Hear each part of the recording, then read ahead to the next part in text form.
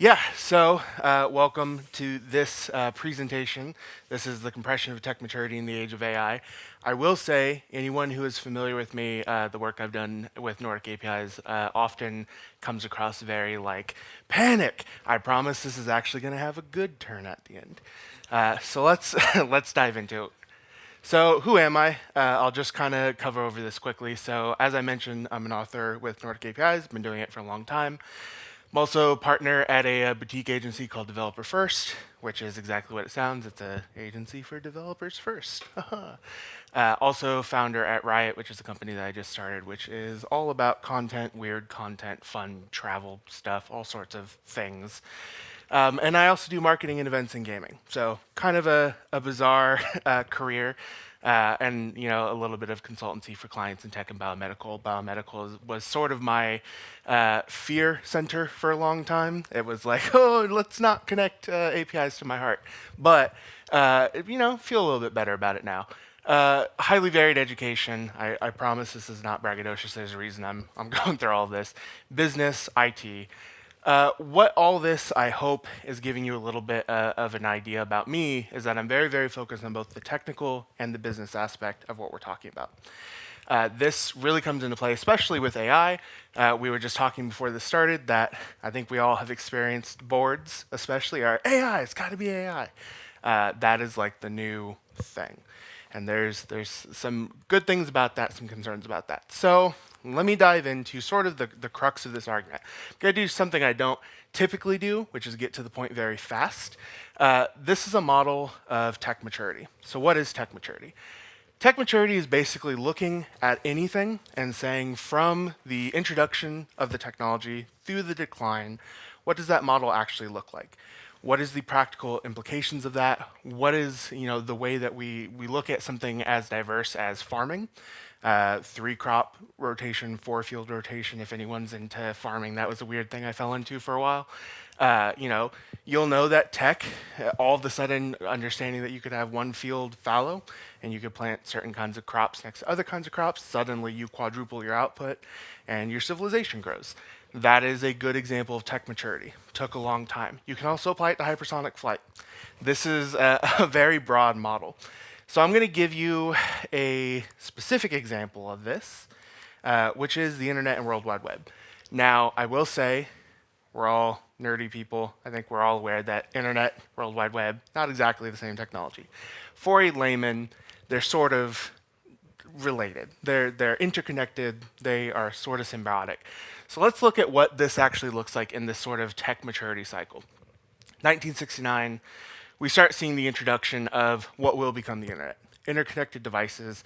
Don't really know what we're going to do with this thing. It's a bunch of nerds and a bunch of universities talking to each other, and we're like, yeah, awesome. We no longer have to send mail for our chess moves. We can send it over whatever. In the 80s and 90s, we start seeing massive growth of this from a technological perspective. We start seeing things like TCP/IP. We see hypermedia starting to become a thing, especially as we have more storage and denser storage. We see things that are radically different from what we thought it was going to be. We start seeing BBSs. We start seeing multi-user dungeons, MUDs. We see all kinds of crazy stuff. In the 2000s, the web actually becomes ubiquitous and is finally in the maturity cycle. This is when we start seeing basically a conversion from a niche cultural interest to what is foundationally a utility. When we get into the current day, we're sort of on the decline. Now, I know web APIs, internet's in decline. What does that mean? We're seeing the limitations of this principal technology, and we're looking at new modalities. We're talking about app-based, Web3, metaverse, all these different expansions of this foundational technology now has this new iterative development, the new thing. What's the new thing? What's it going to be? Along with this tech maturity cycle, we also have sort of an adoption cycle. You've heard some of these terms before. We're early adopters, we're innovators, we're moving fast, disrupting the industry. Okay, that's sort of on the left side of this. On the far right side, you have the laggards, the people who, we're not going to sell our company for 10 million. What are you crazy? We can sell it for 100 million. And then they end up selling for 300,000 10 years later because they just didn't adopt. What this foundation leads in terms of APIs, I want you all to go ahead and look at this graph.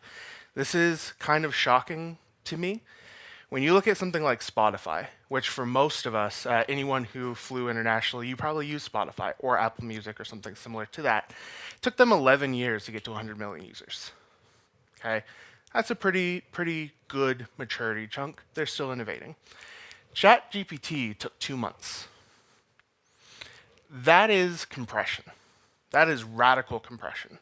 That's not just, oh, we like the technology. That's everyone likes their technology. When your grandmother starts talking to you about ChatGPT, you're like, oh, okay, weird, cool. So let's talk real quick. I'm going to take a little bit of a sidestep. Keep the tech maturity in your head.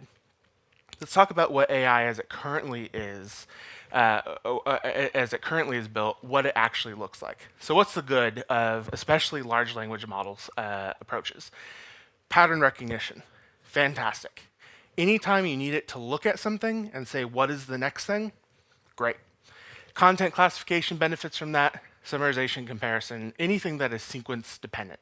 When you have, I have A, then B, what's going to follow? And it says C, hey, AI, perfect. What's the bad? Now, the bad, there's actually two bad slides here. This is the regular bad, okay? Unguided generation. AI really struggles with that. When there's no reference material, it doesn't know what to do, okay? You can get around some of that with some other strategies that are going with zero-shot learning, those sorts of things, but foundationally, there has to be some referenceable material from which it derives its answers. And that is a little bit of a problem because all of this depends on ambiguity. And AI is very bad at ambiguity. It's very good at making it seem like it's good with ambiguity, but it's actually not quite good. That leads us to the ugly. There's some significant issues here. I'm not going to go through all of these. I think we've seen this in practice. Regulatory invisibility is a huge issue. The one I want you to focus on right now is relevancy and hallucination. Let me take a drink real quick. Hallucination is an interesting problem because you often, when you look at a tech approach, either something works or it doesn't, okay? Steam engine worked, great. When we tried to make free energy devices, they don't work, okay? That is sort of the next step. AI is real interesting because it can work while not working, and you may not actually be aware that it's not working. And therein lies the reality of AI. The reality of AI is that we use it as a mature technology, okay? We have everyone wanting to adopt AI. We have boards clamoring for it. But is it actually as mature as we think it is? Is it where we need it to be? First of all, it's not as mature as it seems, sorry to say, with some very specific sort of examples of where it may fit. Generally speaking, it's just not in the maturity stage. It's arguably in the introduction stage, okay? All the solutions that modern systems can generate, they require intense training, and the nature of innovation, the nature of us doing new things, is that there's not always going to be that data, especially if we're doing something that's never been done before. How is the AI going to tell you if A, then B, then C, if it's using an alphabet that's never seen before, okay? Here's an example that I want you all to consider. In this room, how many of us drive? Raise your hands, okay? Can you generally explain petrol or gasoline? Right, yeah, it's a flammable liquid in an enclosed space, energy. We may not be able to explain the four-stroke engine, but we have a general idea of what it's doing. I defy you to find a significant percentage of people who use AI who can explain what zero-shot learning is. And that is a foundational element of AI, okay? Let alone the more complex things that we're going to be talking about in a second. It is also just not general enough for general use. We're not at AGI yet. We're not at a general intelligence that we can just say, hey, do this thing, and it does it perfectly, okay? I want you to think back to an example like pets.com. If anyone doesn't remember that story, internet startup company said, yeah, let's use the internet, let's ship stuff around, let's send dog food, great. Do you know how expensive it is to ship dog food? Outrageously expensive. So although the tech was there, the logistics weren't there. The system was not mature enough to have that. And so pets.com no longer really, it sort of exists, but it doesn't exist the way that it should. And Amazon finally figured it out, okay? We're not at the Amazon figured it out part. AI saves time, but does it save thinking? Not really. It gives you options, and it can get you sort of on the road to a solution, but it doesn't actually give you the solution. And how accurate is it really? This is sort of the core crux of my argument, is when you have a system that hallucinates like this, and you're trusting it with things, that's a recipe for disaster, okay? It also requires super, super high attention. Has to be handheld, has to be guided by data. You have to check the data. You have to make sure you're not being poisoned by others. You have to make sure that the AI that you're working with isn't stealing your data. There's a whole bunch of stuff that goes into this. So it's not just as simple as, hey, ChatGPT, bootstrap this website, perfect. That's not, although that is the reality in practice, it's not the reality in application. I want to point you to the study. This study basically looked at AI-assisted development. Okay, I'm not going to read the whole thing, but the summarization of this, I could use AI to summarize, basically says those who use an AI assistant made less secure code. Those who use the assistant but didn't trust it made pretty decently secure code.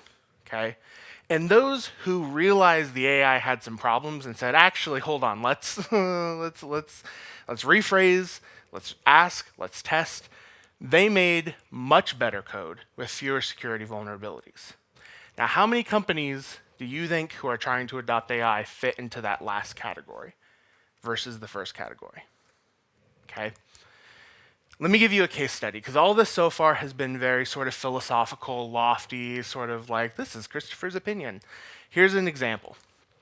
This is Bar Lagnato. He's a researcher with Lasso Security, used to be with Vulcan Cyber, published a major security report specifically focused on AI package hallucination. The problem is when AI hallucinates often and few validate, we run into some pretty significant issues. So this was their abuse of this system. It starts off by finding and leveraging hallucinations. You go to ChatGPT and you say, hey, we found all these questions on Stack Overflow, 100 common questions across 40 categories of how do I install this thing? How do I make a website that does whatever? You get those questions from ChatGPT, you start asking additional questions, and you get a whole bunch of package suggestions. And you start checking whether they actually exist or not. So here's an example. How do you integrate this with this, okay? It responds with, okay, here's your options. Okay, and you say, well, can you give me some more packages? It says, well, here's some additional ones. When you go and look at these packages, they don't exist. Bummer, right? Hallucination. Here's the thing. Why don't they exist? Well, Bar says, I'll create it, okay? I will create the package, and I'll inject malicious code into the package so that in the future, when someone asks the same question, they get the package that didn't exist, and now it does, okay? Now the victim just installs it because, hey, what's the worst that can happen? It's ChatGPT. We need to put it into our product. Why not? Well, data is exfiltrated, and you don't know. You have no idea, okay? I want to point out, I'm not going to give you the specific name of the company because there's some legal stuff going on. This has actually happened in live production. There is a company, Amazon-sized company, that currently has directions in their documentation to download a package that does not exist. Okay, and that package is a pretty popular name AI manager, an alien reference if anyone knows what I'm talking about. And yet the instruction is just slightly wrong to the point where anyone can go ahead and create that package. So what are our lessons? What do we learn from this? I said I was going to have a positive spin on this.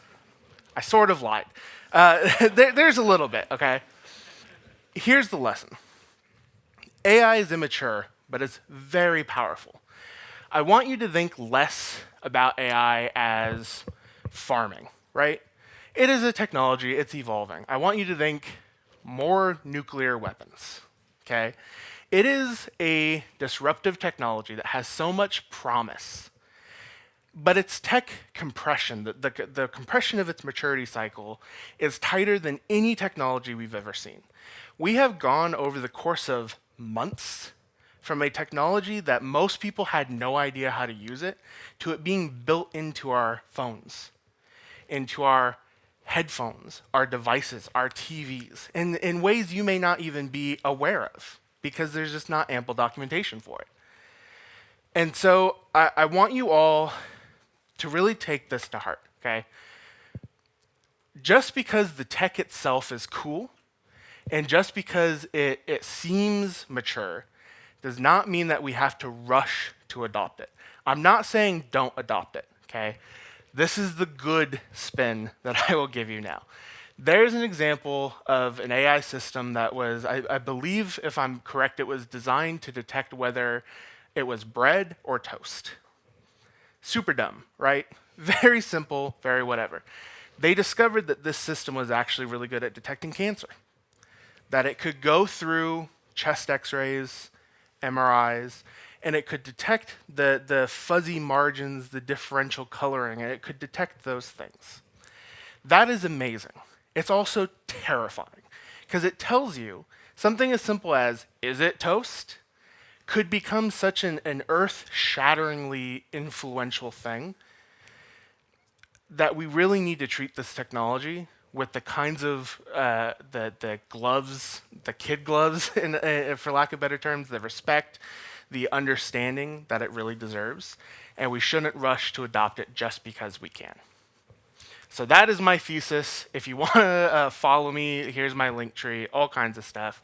And just, yeah, I want you all to love AI, but just remember AI doesn't love you. So, yes. And that's it.